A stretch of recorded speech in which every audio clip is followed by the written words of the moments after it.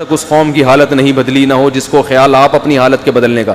مسلمانوں سے جو سب سے بڑی غلطی ہوئی ہے نا، جس کی وجہ سے خلافت عثمانیہ کا خاتمہ ہوا ہے، مسلمان لگ گئے تھے روحانیت میں، اسباب اور وسائل کو پس پش ڈال دیا تھا. وہ اسباب اور وسائل جس کا ان کو قرآن و سنت نے حکم دیا تھا. وظیفوں میں بحری بیڑا آ رہا ہے تو اس میں بخاری کا ختم ہونا چاہیے برکت کے لیے،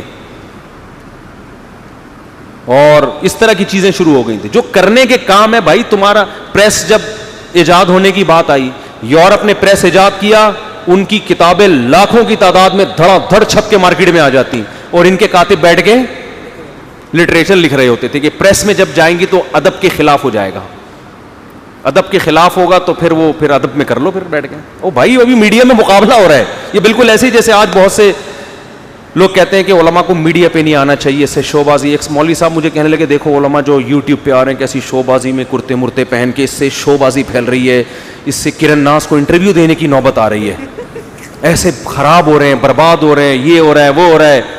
بیٹھے رہو بند کمرے کے اندر میرے بھائی، پھر کر لو. گورا کیا کر رہا ہے، باطل فرقے کیا کر رہے ہیں، وہ اپنے 5 منٹ کے کلپ کو چند لمحوں میں ملینز لوگوں کو سنا دیتے ہیں، اور آپ اس کا جواب ریکارڈ کرا کے 5 آدمیوں کو سمجھا رہے، اور ان کو بولو ہر آدمی اپنی ذمہ داری پہ 5 کو یہ ٹرانسفر کر دے. 100 سال کے بعد وہ 50 آدمیوں تک وہ بات پہنچے گی اور پتہ ہی نہیں چلے گا کہ وہ بات اصل میں تھی کیا. تو جو حشر ابھی ویڈیو کیمرے کے ساتھ ہو رہا ہے نا، وہ کرن ناز پہ تو اتنا مجھے ملامت کی ہے. میں نے کہا بھائی نہ میں اس کے سامنے بیٹھا نہ وہ میرے سامنے آ کے بیٹھی. اب میڈیا ہمارا تو نہیں ہے نا کہ ہم اپنی شرطوں پہ رکھیں. اچھا جب جہاں اپنی ضرورت ہوتی ہے تو ساری چیزیں، جہاز میں مس گیدرنگ ہوتی ہے کہ نہیں ہوتی؟ اب آپ پی آئی اے جہاز میں سفر کرنا چھوڑ دو کہ انٹیوں کو الگ کرو اور جینٹس کو ادھر بٹھاؤ. آدمی کہتا ہے بھائی اسلام آباد پہنچنا ہے، میری شادی ہے، مجھے ولیمے میں جانا ہے، ابا کے جنازے میں یا دادا کے جنازے میں. بھائی اب کوئی کہے بھائی بس میں چلے جاؤ، وہاں مس گیدرنگ نہیں ہے، وہاں لیڈیز الگ ہیں. ابے چھوڑ بس میں. اپنی جب بنیادی ضرورت ہوتی ہے میرے بھائی تو پھر سب چیزیں کیا ہوتی ہیں؟ جائز. تو ایک اسلام کی بھی ضرورت ہے کہ ابھی ہمارے بڑے حضرات یہ کہتے ہیں کہ اس وقت امت مسلمہ کی مثال اس بیمار کی ہے کہ ایک آدمی کو شوگر ہو، ہارٹ پیشنٹ بھی ہو، بلڈ پریشر کا مریض بھی ہو. اب ڈاکٹر اگر کسی بھی بیماری کو چھیڑے گا تو دوسری لازمی متاثر ہوگی. اب ایک حل تو یہ کہ ڈاکٹر کہ یار اس کا اگر ہارٹ کا آپریشن کروں تو شوگر بڑھنے کا خطرہ ہے، شوگر کو ٹھیک کرنے کی کوشش کریں تو پتہ نہیں کتنی ٹائم لگے گا، ایسا نہ ہو ہارٹ اٹیک ہو جائے اس دوران، اور بی پی بھی کنٹرول نہیں آ رہا. تو ایسا کرو اس کو دفنا کے آ جاؤ. ایسا ایک حل تو یہ کہ کچھ بھی نہیں کرو، کیونکہ جہاں چھیڑو گے اس کے دوسرے سائڈ افیکٹ. یہ بہت اہم پوائنٹ کی بات ہے، اس کو نوٹ کریں، بہت سے مسئلوں کو حل کرے گا یہ اصول. جس چیز کو چھیڑو گے دوسری بیماری متاثر ہوگی. عقل مند کیا کہے گا؟ عقل مند کہے گا جو ابھی فوری ایمرجنسی کا جو مسئلہ ہے نا، جس کو نہ چھیڑا تو یہ مر جائے گا، اس کو فوکس کرو. شوگر کو اوپر نیچے، بھی ہارٹ اٹیک ہو رہا ہے، دل وہ انجائنا کا درد ہو رہا ہے اور اندر رگے ہوئے، بھائی ابھی فی الحال رسک لے کے علاج کرو، بچنا ہوگا تو بچ جائے گا، نہیں تو شوگر میں بھلے مر جائے لیکن ویسے بھی تو مرے گا ہی نا. تو وہ کوشش کرے گا بھائی شوگر کو جس حد تک کنٹرول کیا جا سکے کرے، لیکن فی الحال فوراً اس کا بائی پاس کر لو تاکہ جان بچے. اس کے بعد پھر دیکھیں گے کیا کرنا ہے. جیسے ڈاکٹر آئے دن یہ کر رہے ہوتے ہیں آپریشن میں، بھائی فی الحال تو گولی نکال دو. کیا ہو گیا بھائی؟ کسی کو گولی لگ جاتی ہے، ڈاکٹر کہتے ہیں بھائی فی الحال کیا نکالنا ہے؟ گولی نہیں. بعد میں دیکھیں گے اس نے اندر جا کے کیا کیا ہے، کون کون سی چیز کو جوڑنا ہے، کس کا گردہ لے کے ادھار لے کے اس کو فٹ کرنا ہے، کیا کرنا ہے، یہ بات کی بات ہے. تو بالکل اس امت کی مثال ایسے ہے، بے حیائی پھیل چکی ہے، میڈیا ہمارے کنٹرول میں نہیں ہے، یونیورسٹیاں ہمارے کنٹرول میں نہیں ہیں. اب آپ جب کسی یونیورسٹی میں آپ کو بیان کے لیے بلایا جائے گا، بہت اچھی بات ہے، لڑکیاں پردے میں بیٹھ جائیں، مرد ادھر ہوں، لیکن آپ کی آفر ہر جگہ قبول نہیں کی جاتی. اب ایک حل تو یہ کہ چھوڑ دو، بھاڑ میں جائے، ہماری ہیڈک نہیں ہے. اس سے نقصان یہ ہوگا کہ آپ نہیں جاؤ گے، باطل لوگ وہاں پادری پہنچیں گے پھر بیان کرنے کے لیے، ایتھیس پہنچے گا، وہ یہ فرق نہیں دیکھتا کہ لڑکی کے سر پہ دوپٹہ ہے یا نہیں ہے. صحیح ہے نا؟ کہ برقعے والی بھی بیٹھے اور بغیر دوپٹے والی بھی بیٹھے، وہ الحاد پھیلائے گا. تو ایسے موقع پہ جب کوئی عالم جائے گا وہاں, چاہے مس گیدرنگ کا ماحول ہے, وہ بیان کرے گا, اس کے سائیڈ افیکٹ لازمی ہوں گے, تھوڑی سی پردے کی ویلیو لازمی کم ہوگی, باتیں بھی بنیں گی, لڑکیوں کے ذہن میں یہ بھی خیال آئے گا شاید پردہ اتنا ضروری نہیں ہے, لیکن اس سے بڑا مسئلہ ہوگا اگر آپ نہیں گئے, پھر آپ اس کو ڈیلے کر دو گے, یار یہ بعد میں کسی طرح میں سمجھا دوں گا, یہ مسئلہ پردے والا اس کے لیے الگ سے میں کوئی میٹنگ کر لوں گا, یا اور کسی طرح سے اپنا میسج ڈیلے کر, ابھی ایمان بچانے کا مسئلہ ہے. میرا یہاں میڈیکل کالج میں بیان تھا, کراچی کا پتہ نہیں بحریہ کیا نام ہے اس کا, کراچی میں بڑا مشہور میڈیکل کالج ہے یار, اس کے ڈاؤ میڈیکل نہیں, ایک دوسرا ہے, بحریہ کر کے کچھ آ رہا ہے اس کے, ابے نہیں کوئی بحریہ کر کے آ رہا ہے, نہیں بحریہ ٹاؤن نہیں, میں نام ہی بھول گیا اس کالج کا. بہرحال میرا وہاں بیان تھا. اب میں جب گیا ہوں تو مس گیدرنگ تھی, لیڈی ڈاکٹرز اور لیڈی ڈاکٹرز جینٹس سارے اکٹھے بیٹھے ہوئے ہیں, اور بلانے والے مجھے نیوی کے بڑے آفیسر تھے, ان کا کورونا میں انتقال ہو گیا, اللہ ان کی مغفرت فرمائے. جب میں وہاں گیا ہوں نا تو انہوں نے پہلے تو مجھے بتایا یہاں حالات کیا چل رہے ہیں, ایتھیزم کس طرح سے پھیل رہا ہے, تو میں نے پورا اسلام کے نظریات پہ بیان کیا, نظریاتی اصلاح, کہ آپ کو اسلام کی ضرورت ہے, آپ کو کیا ہے. تو مجھے اندازہ ہوا کہ بھائی لوگوں کے تو کانسیپٹ ہی خراب ہو چکا ہے اسلام کے بارے میں, آپ ان کو دوپٹے کی ترغیب دے رہے ہو, وہ کہہ رہے میں اسلام کو نہیں مانتا, اوپر سے کلمہ پڑھ رہے ہیں, مسلمان ہیں, لیکن وہ کہہ رہے ہیں یہ کیا ہے, یہ کہ خام خا کی, میں کیوں, ایک خاتون کہہ رہی ہے جب میں بغیر دوپٹے کے نہ مجھے کوئی چھیڑ رہا ہے, اور اگر چھیڑ بھی لے تو کیا ہو گیا. یعنی یہ کانسیپٹ بن چکا ہوتا ہے بھائی ہم تو بغیر دوپٹے کے آ رہے ہیں, نہ ہمیں کوئی چھیڑ رہا ہے, میں بغیر دوپٹے کی اتنی اچھی ڈاکٹر بن گئی, انسانیت کی خدمت کر رہی ہوں, تو یہ دوپٹہ خام خا کی کیوں پخ لگا دی اسلام نے. اور ابھی تک تو یہ تھوڑا سا آگے جا کے پھر مزید ترقی ہوتی ہے, تو بھائی کسی نے چھیڑ بھی دیا تو چھیڑ دیا, ہم نہیں چھیڑے, ضروری تھوڑی کوئی چھیڑے تو ہم چھڑ بھی جائیں, اور اگر کسی نے چھیڑا اور ہم چھڑ بھی گئے تو ہماری اپنی مرضی, تو کوئی نقصان تھوڑی ہو رہا ہے اس سے. وہ کہتے ہیں انگریز کے ہاں تو کوئی ایجوکیشن سسٹم ہے, سب اکٹھے بیٹھ رہے ہیں, وہ بیٹھنا تو دور کی بات, اکٹھے سو رہے ہیں, گرل فرینڈ کے ساتھ گھوم رہے ہیں, ان کو تو کوئی نقصان نہیں ہو, تو ہمیں کیا نقصان ہوا. ابھی یہ مسئلے بنے ہوئے ہیں. آپ ایسے کلچر میں جا کے بولو کہ ساری انٹیاں دوپٹے لے لیں, برقعے لے لیں, پھر میں بات کروں گا, وہ کہیں گے ارے یہ برقعے لینے ہی تھے, ہم نے دوپٹے لینے ہی تھے, تو محترم آپ کو بلانے کی ضرورت کیا تھی, پھر تو آپ ہمارا خواتین میں بیان رکھوائیں, پھر نہیں آ رہی بات میرا خیال. تو بھائی اسی ڈاکٹر ذاکر نائک کے یہاں تو سب بیٹھے ہوئے ہوتے ہیں نا, تو اگر میں سما ٹی وی والوں کو بول دیتا نہیں جی انٹی کو نہیں, وہ کہتے بھائی پھر نہیں دو انٹرویو, ہم تو چاہ رہے ہیں آپ کا انٹرویو لیں لیکن آپ کی شرطوں پہ نہیں ہو سکتا. تو میرا جو میسج لاکھوں لوگوں تک پہنچ گیا وہ میسج نہیں پہنچتا. دوپٹے کی بات میں پھر کسی اور ٹائم پہ کر لوں گا, بھائی یہ غلط ہے, علماء کے سامنے جب بیٹھو تو پراپر ڈریس میں بیٹھو. تو دیکھو جب کوئی کام کرنا ہی نہیں ہے نا دنیا میں, تو پھر تو باتیں کرنے کی بہت ساری چیزیں آپ کے پاس, باتیں کرتے رہو بیٹھ کے. کیا کرتے رہو بیٹھ کے؟ دیکھو ایک آدمی جب کمپنی میں جاب کرتا ہے, اس کو پتا ہے میں اس کمپنی میں رہنا چاہتا ہوں, میری یہاں سے تنخواہ وابستہ ہے, تو باس الٹی سیدھی بھی باتیں کرے گا, یہ گھما پھرا کے یا تو تعویل کرے گا یا بولے گا کوئی بات نہیں برداشت کرو, یہی کرے گا نا. کیوں؟ اس کو پتا ہے بھائی یہ میں نے یہیں رہنا ہے, یہیں سے میری روزی وابستہ ہے, انہوں نے مجھے نکال دیا تو میرا تو دال پانی بند ہو جائے گا. وہ اپنی ضرورت محسوس کرتا ہے, لہذا کمپنی میں ہر برائی کیا کر رہا ہوتا ہے, برداشت. لیکن جب اس کو نکال دو پھر دیکھو صبح شام, اب کیونکہ اب کرنا تو کچھ ہے ہی نہیں نا, ٹھیک ہے نا, تو یہ ایسا ہے, یہ یوں ہے, یہ فلانا ہے, یہ ڈمکانا ہے. میں نے بعض لوگوں کو دیکھا, مولانا طارق جمیل صاحب نے جو ایم ٹی جے ہے نا وہ بنائے نا, تو ابے یہ ایسے, ابے یہ ایسے, ان کو اچھی جاب مل گئی وہاں پہ. جس دن سے جاب ملی ہے, زبردست یار مولانا طارق جمیل صاحب کے, زبردست یار, بڑا ایمانداری سے کام ہو رہا ہے, یہ سچی مچی کا واقعہ بتا رہا ہوں یار, بہترین ہو گیا یار.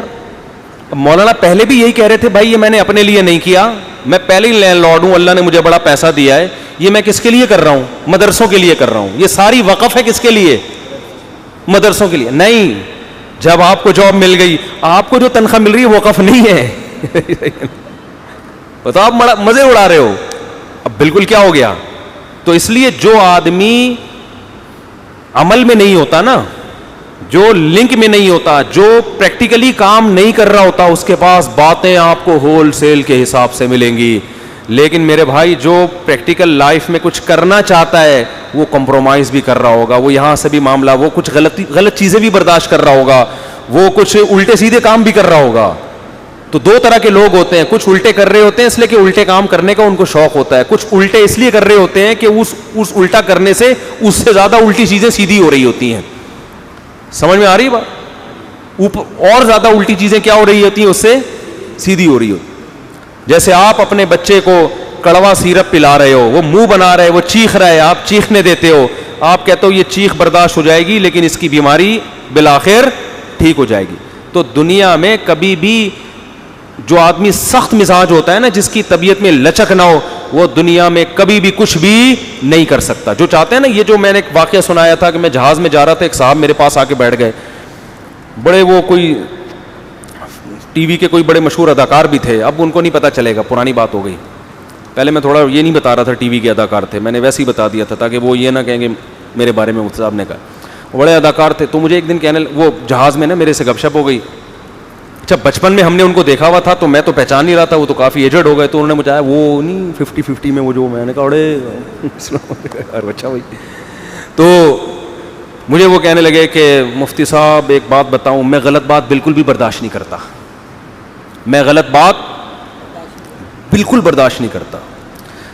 اب چونکہ میری ان سے بے تکلفی نہیں تھی تو میرا دل چاہ رہا تھا میں ان سے کہوں آپ پھر ناقابل برداشت آدمی ہیں, کسی کے لیے آپ کو برداشت کرنا ممکن, کیونکہ جو آدمی بالکل بھی غلط بات برداشت نہیں کرتا نا, اس کو دنیا میں کوئی بھی برداشت نہیں کرتا, کیونکہ دنیا میں 100% صحیح کہیں بھی نہیں ہو رہا ہے.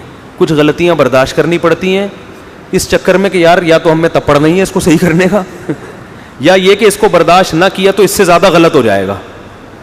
اب ابا سگریٹ پی رہے ہیں بیٹھ کے, پیے جا رہے ہیں, پھونک رہے ہیں, غلط ہو رہا ہے نا, صحت بھی خراب ہوگی ابا کی.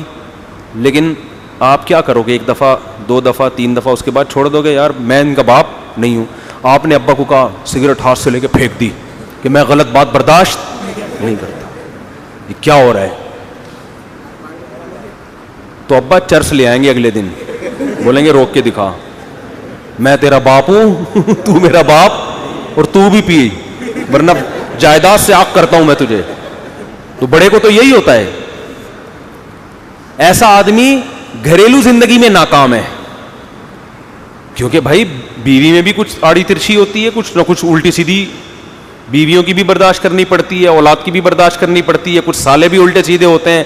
پتہ نہیں کیا موڈ تھا, مجھے کہہ رہا تھا یہ, پتہ نہیں تمہیں تو نہیں کہہ رہا تھا یہ, مجھے کہہ رہا تھا. مطلب پوچھ رہا ہوتا ہے آدمی اس کا, یہ تمہیں کہہ رہا ہے یا مجھے کہہ رہا ہے, مجھے کہہ رہا ہے تو بہت غلط کہہ رہا ہے.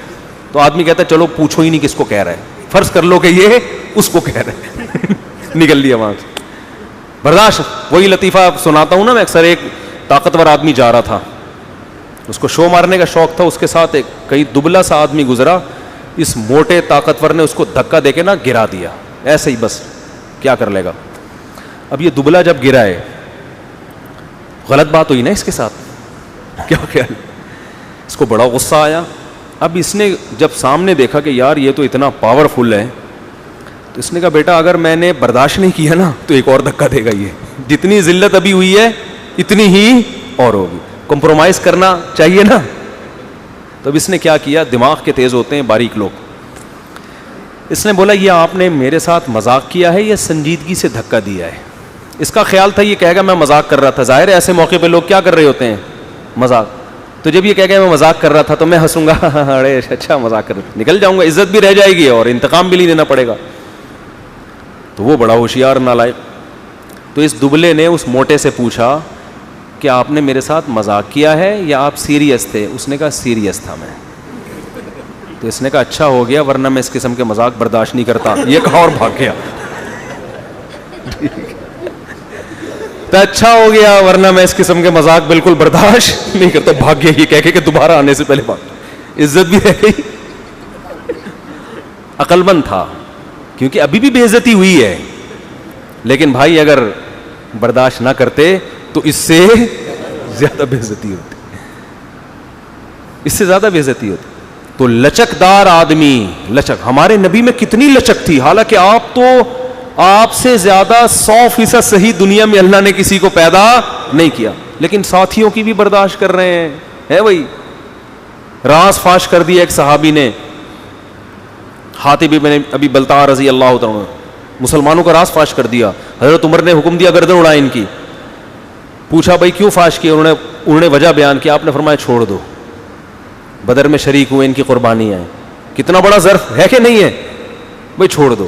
اس لیے کہ اگر آپ اپنے ساتھیوں کی غلطیوں پر اس طرح سے کرنا شروع کر دیں. ہمارے ایک دفعہ ایک عالم جو مدرسے کے محتمم ہیں, انہوں نے مجھے اپنا واقعہ بتایا کہ کچھ مدرسے کے استاذ کی شکایت آئی کہ وہ صحیح طرح پڑھا نہیں رہے ہیں. کچھ ہمارے مدرسوں میں اللہ کا یہ بڑا فضل ہے, ہم جتنے ٹیچر ہم نے دیکھے ہیں, اسکولوں کا ماحول بھی ہم نے دیکھا ہے, مقصد اسکولوں کی برائی نہیں ہے, اسکولوں کے ٹیچر کو بھی دیکھا ہے اور مدرسوں کے بھی, بہت فرق ہے دونوں کی دیانتداری میں, زمین آسمان کا فرق ہے.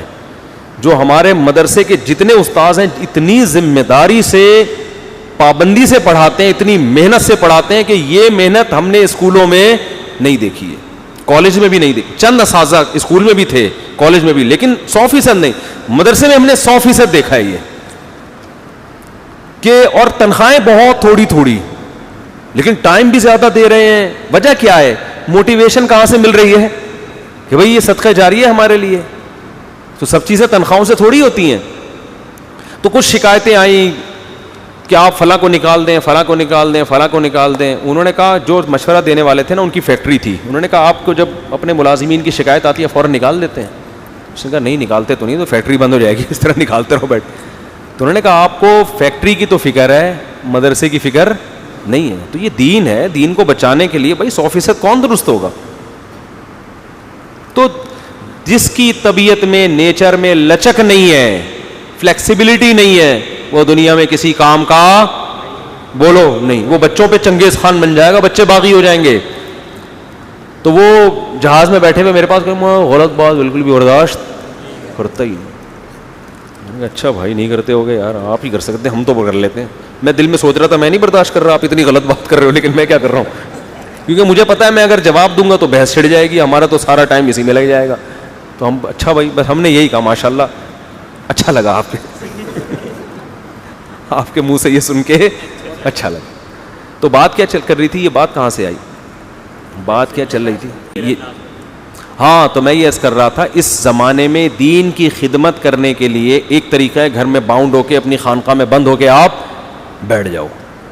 تو آپ کا کام بہت محدود, لیکن آپ کو پتہ نہیں ہوگا کہ دنیا کہاں سے کہاں جا رہی ہے, اور اسلام کے خلاف اور اہل حق کے خلاف کیا کیا دنیا میں سازشیں ہو رہی ہیں. ہمارے ایک استاذ تھے, انہوں نے, استاذ تو نہیں یوں کہہ سکتے, بڑوں میں سے تھے, انہوں نے واقعہ سنایا کہ چند علماء میرے پاس آئے, انہوں نے کہا غامدی صاحب اتنا کچھ پروپیگنڈا کر رہے ہیں اسلام کے خلاف, آپ کام کیوں نہیں کرتے, اس کے دلائل کا جواب کیوں نہیں دیتے. اچھا جو علماء ان کو سمجھانے کے لیے آئے وہ علماء کے ویڈیو بنانے کے قائل نہیں تھے. انہوں نے کہا دیکھیں غامدی صاحب ویڈیو کیمرے کے سامنے بات کر رہے ہیں, اور بات محترم کی بات پھیل رہی ہے یونیورسٹیوں میں اور کالجز میں, اور آپ میرا بیان رکھوا رہے ہیں, کہاں رکھوا رہے ہیں؟ مدرسوں میں, جو غامدی کے نظریات سے متاثر ہی نہیں ہے. ٹھیک ہے نا. تو جو متاثر ہیں وہاں عورتیں بھی ہوں گی, لڑکیاں بھی ہوں گی, لڑکے بھی ہوں گے, ان کو آپ کہہ رہے ہو کہ برقعے پہنا کے لڑکیوں کو سائڈ پہ کر دو اور لڑکوں کو ادھر کر دیں, تو بہت اچھی بات ہے, لیکن ہمیشہ نہیں ہوتا ایسے. تو آپ جس طبقے میں وہ کام کر رہا ہے اس طبقے میں ہماری دعوت پہنچنی نہیں, تو میرا دماغ خراب ہے, میں اپنا ٹائم ضائع کروں جواب تیار کر کے. سوال اس نے کیا ہے, جواب آپ اس کو کس کو دے رہے ہیں؟ اس کو دے رہے ہیں. ایسا تھوڑی ہوتا ہے. تو اس زمانے میں کوئی بھی کام ہوگا, کیونکہ اس وقت اسلام کی دنیا میں حکومت نہیں ہے, اس وقت تو کفر کی حکومت ہے, تو آپ کو دنیا میں جو بھی کام کرنا پڑے گا. اب جیسے یہ جو یوٹیوب کی ارننگ بھی اسی میں آ گئی, اتنے ایسے ایڈورٹائز چل رہے ہیں. میں لوگوں سے کہتا ہوں کہ یہ جو آپ شیمپو کی بوتلیں بیچ رہے ہیں, ان پہ تصویریں ہوتی ہیں کہ نہیں ہوتی ہیں؟ تو ہونا تو یہ چاہیے. اس تصویر کو پہلے آپ کیا کریں, نہی علی المنکر میں آتا ہے, نبی نے فرمایا جو گناہ دیکھے اپنے ہاتھ سے کیا کرو, مٹا دو. سب سے پہلے آپ شیمپو کی بوتل پہ تصویر کو کیا کریں گے, مٹائیں گے. لڑکیوں کی آپ ہو سکتا ہے وہ تصویر دیکھ کے بدنظری کرے, لیکن آپ کیا کہیں گے, بھائی میرے باپ کی کمپنی نہیں ہے, میرے پاس اس کے علاوہ آپشن نہیں ہے. تو ایک خالص حرام ہے, اور ایک ایسا حرام ہے جو ہے تو حلال لیکن حرام کی اس میں کیا ہو رہی ہے, آمیزش ہو رہی ہے. تو یہ فرق آج کرنا پڑے گا. لیکن یہ فرق جب کوئی دوسرا پیسہ کما رہا ہوتا ہے نا تو پھر لوگ نہیں کر رہے ہوتے. جب خود مبتلا ہوتے ہیں تو پھر کیا کرتے ہیں؟ فوراً کرنا شروع کر دیتے ہیں. اسلامک بینکنگ حرام ہے, ناجائز ہے, ساری دنیا بہت عرصے تک چیختی رہی. بہت سے لوگ, کچھ تو بیچارے علماء تھے جو جن کی رائے یہی تھی, وہ تو دلائل کی دنیا میں ان کی رائے تھی, وہ اب بھی ہے. لیکن بہت سے لوگ اب صاحب ایک ہی کان ادھر سے پکڑو, کان ادھر سے پکڑو. لیکن جب پیسے ختم ہو گئے اور ان کو پتا چلا بھائی بینک لون دے کے آپ کو گھر بنانے کی سہولت دے رہا ہے, آپ کو اسلامک بینک قسطوں میں گاڑی دے رہا ہے, فوراً دارالعلوم کرنگی سے فتویٰ لے کر آ گئے, بھائی میرے پاس علماء کا کیا ہے؟ فتویٰ ہے. جب ضرورت پڑی تو کیا ہو گیا؟ بھائی یہ تو علماء کا فتویٰ ہے نا, یہ تو شرعن کیا کہتے ہیں. ساری زندگی حنفی ہوتے ہیں, 3 طلاق دے دی تو کیا بن گئے؟ اہل حدیث ہے بھائی. تو مارکیٹ میں کیا چل رہا ہے؟ یہ چل رہا ہے مارکیٹ.